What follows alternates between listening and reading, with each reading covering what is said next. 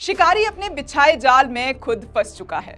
ये कहानी बड़ी दिलचस्प है। इसमें भाजपा शिकारी बनकर यूएसएड नाम का प्रोपेगेंडा जाल लेकर कांग्रेस को घेरने निकली थी, लेकिन व्हाट्सएप यूनिवर्सिटी के योद्धा भूल गए वो जिस डाल पर बैठे हैं उसी को काट रहे हैं।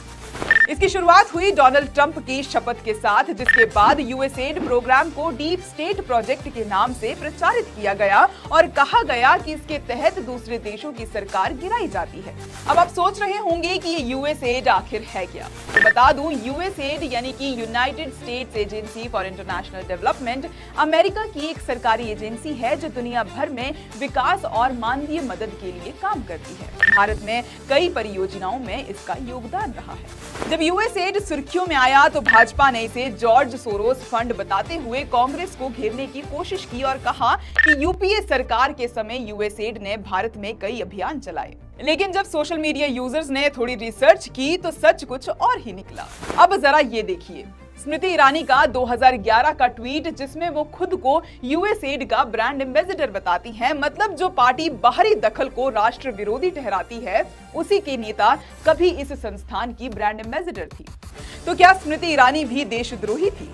और ये तो शुरुआत है। एलॉन मस्क के नेतृत्व में डोज यानी कि डिपार्टमेंट ऑफ गवर्नमेंट एफिशिएंसी के खुलासे के मुताबिक यूएसएड ने 2024 में भारतीय चुनाव आयोग को कथित तौर पर वोटर टर्नआउट बढ़ाने के लिए $21 मिलियन की मदद दी थी। इस पर खुद बीजेपी ने जांच की मांग की, लेकिन जरा रुकिए, नीति आयोग के चेयरपर्सन कौन है?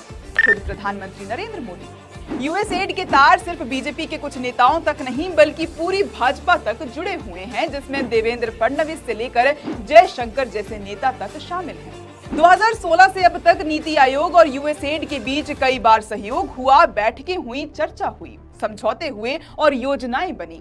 तो क्या ये कहना गलत होगा कि प्रधानमंत्री खुद यूएसएड के साथ इन सहयोगों में सबसे आगे रही हैं? तो क्या प्रधानमंत्री भी देशद्रोही हुए? असल मायनों में यूएसएड का फायदा किसी ने उठाया है तो वो भाजपा, आरएसएस और अन्ना आंदोलन ने उठाया। वर्ष 2011 में शुरू हुए अन्ना आंदोलन के पीछे अमेरिका का हाथ है, ये बात पूरे विश्व में जग जाहिर है। उसी समय स्मृति ईरानी इंडिया में यूएसएड की ब्रांड एम्बेसडर थी। मतलब साफ है, एक चुनी हुई सरकार को गिराने के लिए यूएसएड की मदद ली गई।